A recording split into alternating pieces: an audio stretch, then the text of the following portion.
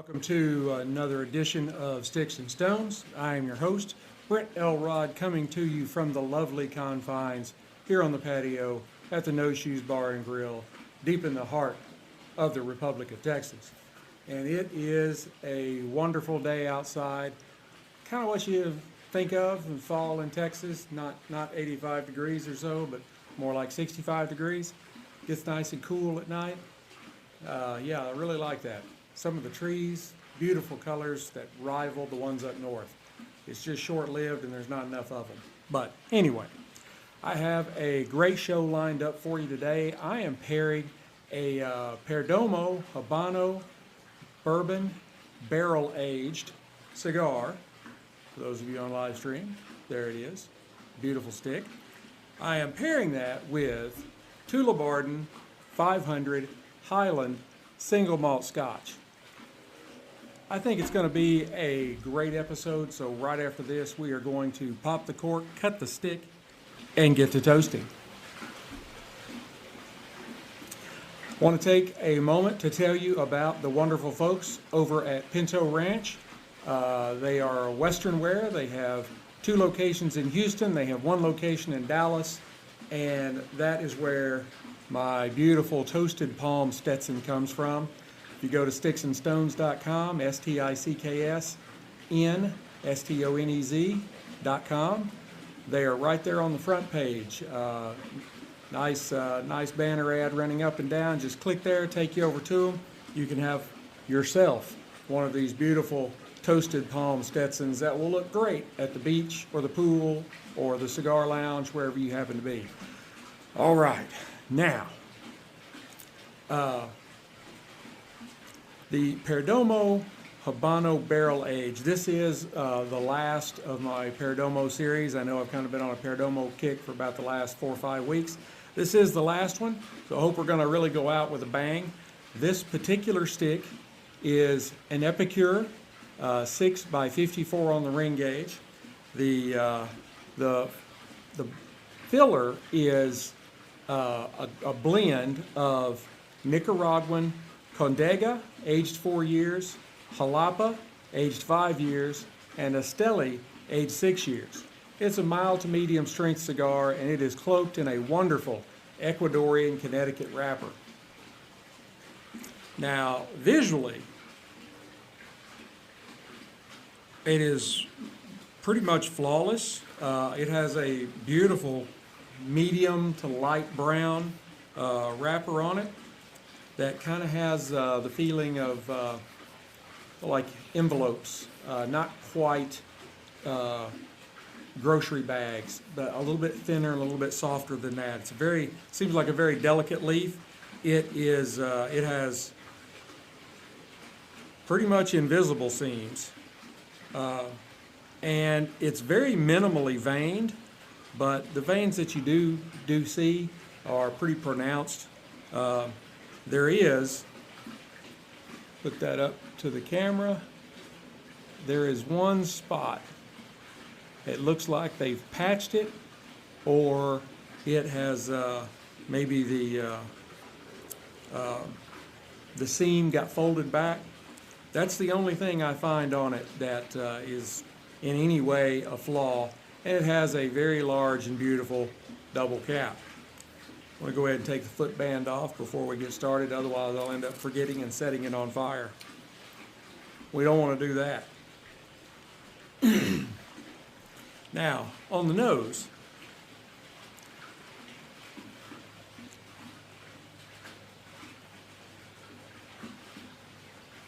I get kind of a sweetness and some notes of like a really rich, like pipe tobacco, and some raisins, and just a hint of cedar. Let's go ahead and give this a cut and test out the cold draw using my C-Car V-Cutter.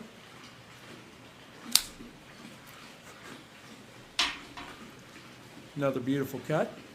On the cold draw,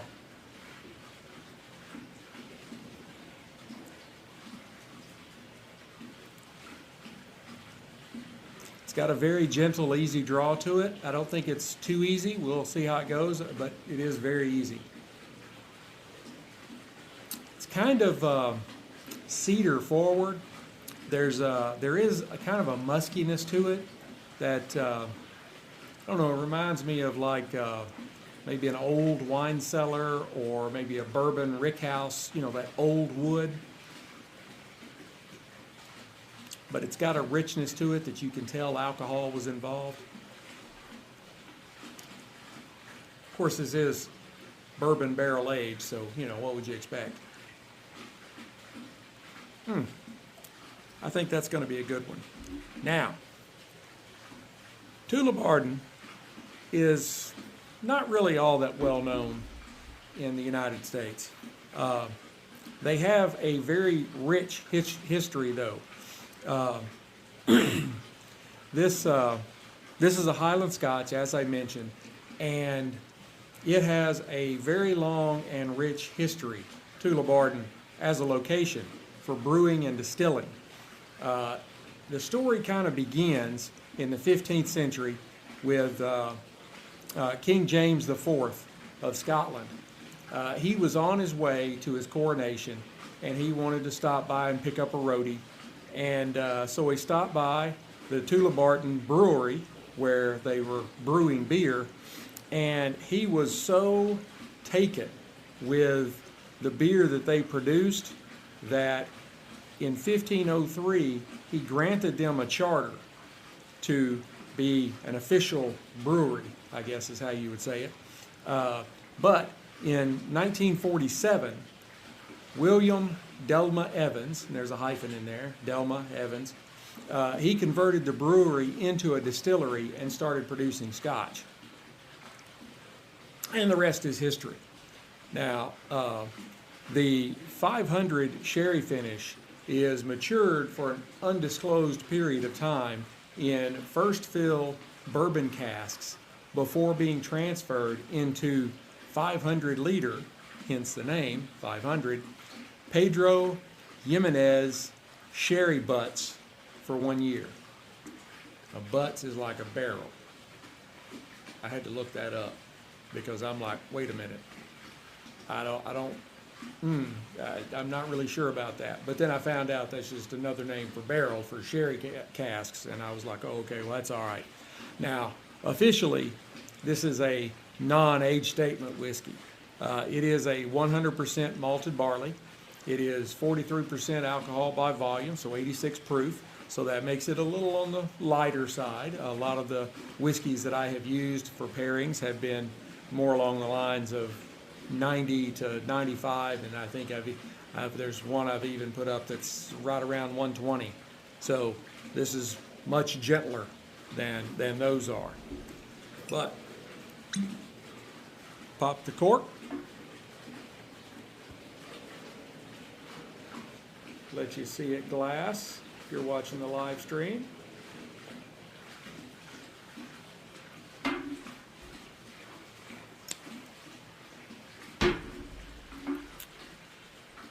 Now, visually, I'll swirl that around a little bit in front of the camera.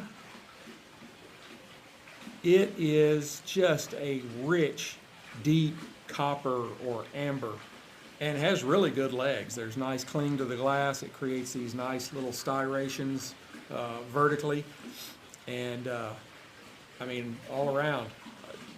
You wouldn't know just by looking at it that it's not one of the more top shelf offerings.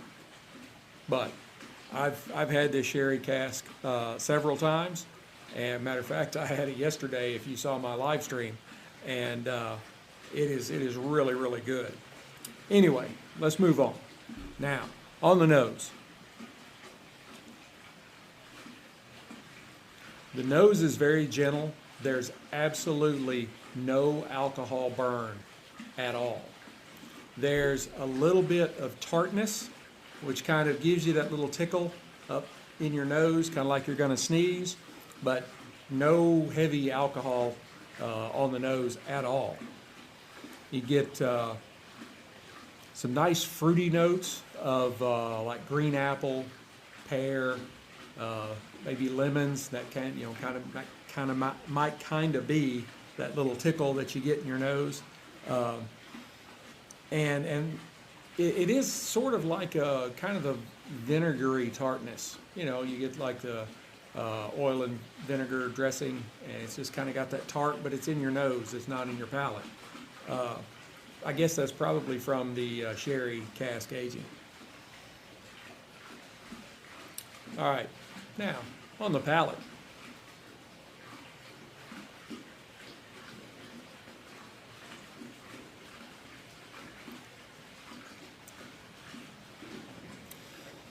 Really good, really smooth. It's kind of syrupy, and it's got a sweetness to it with maybe some pears and some cherries. Could even be a little bit of lemon zest in there. Again, kind of a little bit of tartness. Not much at all, but just a little. Just enough to let you know it's there.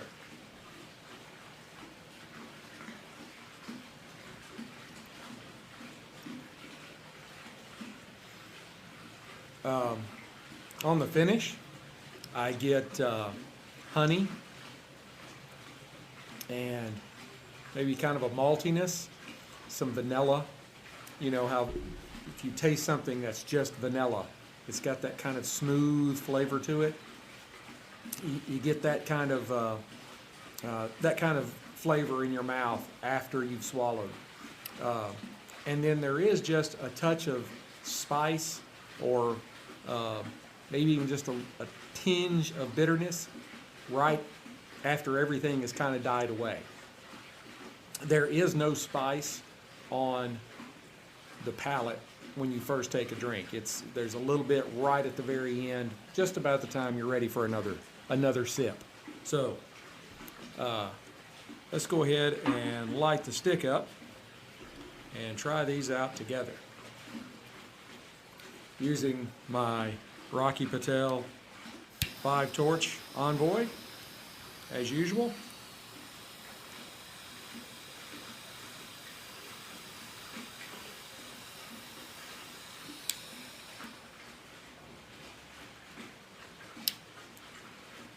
Copious amounts of smoke coming off of this stick.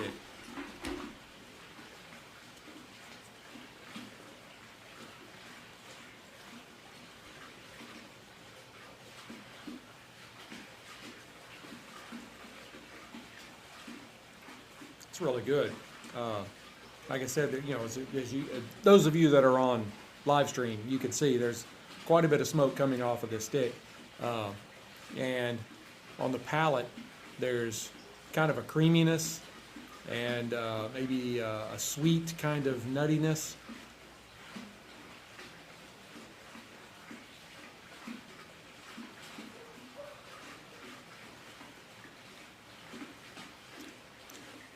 Some cocoa and vanilla, and there is a very light hint of spice.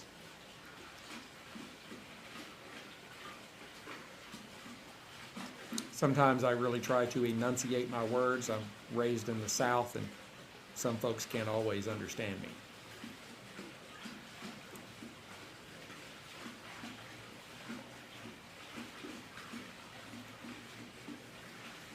All right, let's try them together.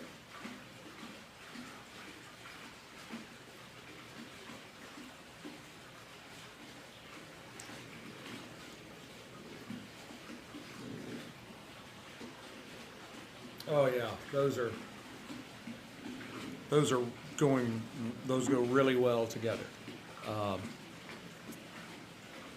The kind of the soft fruitiness of the Scotch is blending very well with the creaminess and the vanilla from the stick. I mean, I knew this Scotch would be a pretty good matchup for this stick. You know, like I said, I've had it before, and I really thought that this would be the stick that it would really go well with. It is a very pliable dram. It can fit with a wide range of cigars.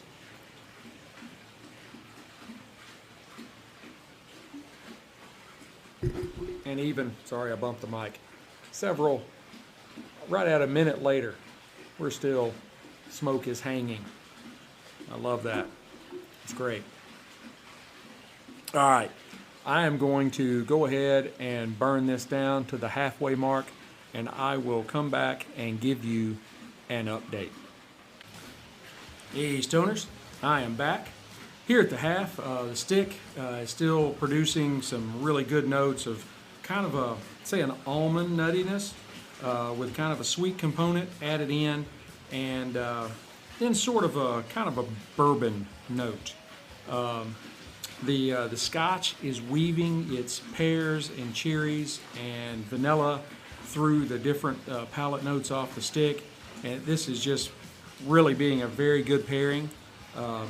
I'm going to go ahead and burn this stick down the rest of the way, and I will come back and give you my final thoughts. Hey, Stoners, I am back. In the last half, the Perdomo Habano barrel aged offered up some notes that were kind of buttery and earthy, and kind of the bourbon kind of shifted more to the finish off the, in the halfway. It was you kind of getting it in your regular palate. The Tullibardine 500 held on right through all the stick's transition and married very well. I'd give the stick an 85 matchsticks. It was a good stick, some very good palate notes. The 500, I think, is probably underrated. I would give it a 95 Whiskey Stones. That is a really, really good Highland Scotch. And I think you should try both these. This was really, I guess, like I said in the beginning, I am not normally a lighter wrapper kind of guy, but this one was really good. And I try them together, try them separately, try to marry them up with something else. I think you can get a lot out of these two. So I hope you have enjoyed this episode as much as I've enjoyed bringing it to you.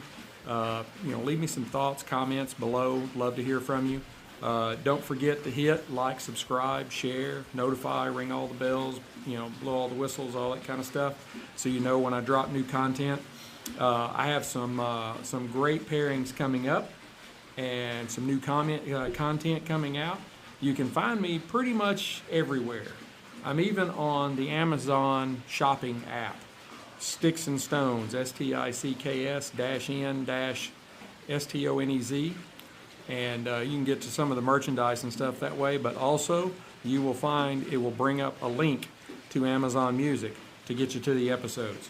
Because we're on Amazon, Pandora, Spotify, Apple Podcasts, Google Podcasts, iHeartRadio / Spreaker, which the Spreaker carries over to YouTube, so you can, even though you have just a picture up on YouTube, still the audio plays, so you can listen to us on YouTube.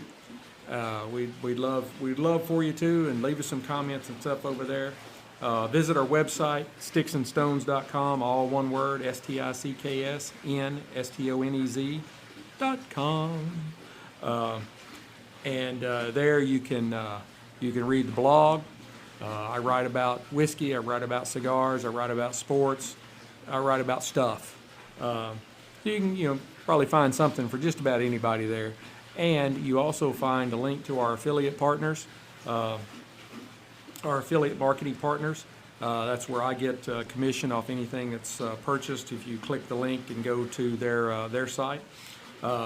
We are doing affiliate marketing for, as I mentioned, Fanatics, Fanatics.com, Carhartt, the workwear, Greg Norman, golfwear, Huck, high performance fishing wear, Pelican, ice chests, and a lot more.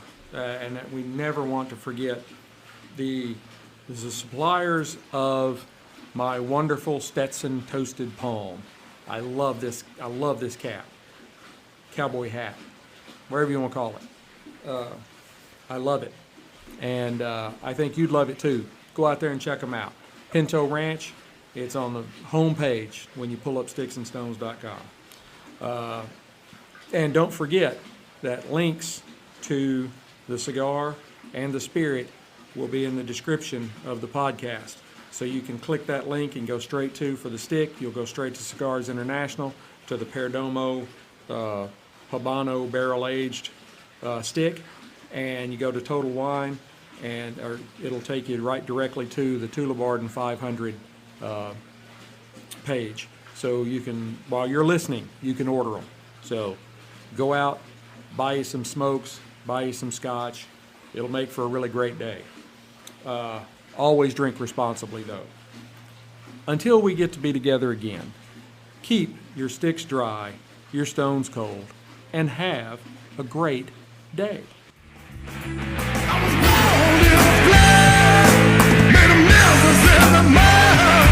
Nothing left.